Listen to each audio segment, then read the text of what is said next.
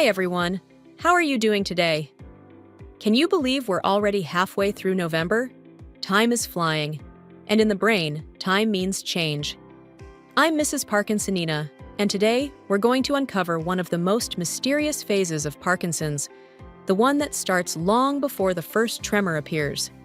You might think Parkinson's disease begins with tremors, but here's the truth.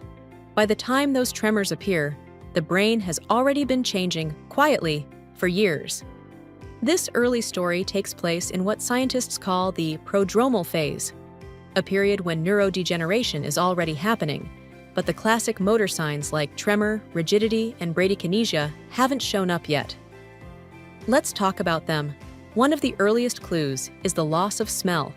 That's because the olfactory bulb, one of the first brain regions affected, begins to change long before movement does. Then there's constipation, linked to dysfunction in the autonomic and enteric nervous systems. It's one of those small signals the body whispers before it shouts. Another common sign is REM sleep behavior disorder, or RBD. It's when people physically act out their dreams while sleeping, a strong indicator that Parkinson's or another alpha-synuclein-related condition may develop later on. And then come mood and cognitive changes, like anxiety, mild depression, or problems with focus and planning. Even fatigue and unexplained pain can appear long before any tremor ever does. Scientists now understand that this phase changes the way we see Parkinson's, not just as a motor disorder, but as a multi-system neurodegenerative condition. That's why research today focuses on finding biomarkers, things like brain imaging, genetic factors, or tiny biological samples from the skin or spinal fluid to help detect the disease before movement is affected. Research in neuromodulation and early intervention suggests that keeping the brain active through movement, sleep regulation, and exercise may help preserve dopamine pathways. It's not about stopping Parkinson's, it's about giving the brain more time to adapt.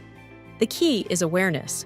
When patients and families understand that Parkinson's doesn't always start with tremors, they can bring these subtle clues to their doctors sooner. Education, observation, and partnership. That's how early detection begins. Here on the Parkinson's channel, we explain this science with empathy and clarity, so you can understand what's happening and feel more confident along the way. And this story doesn't end here. In our next class, we'll explore how doctors put these clues together, from clinical observation to neurological exams, to identify Parkinson's disease in practice. So don't forget to subscribe, hit the like button if today's class helped you learn something new, and share in the comments which symptoms surprised you the most. Together, we make science understandable and awareness unstoppable.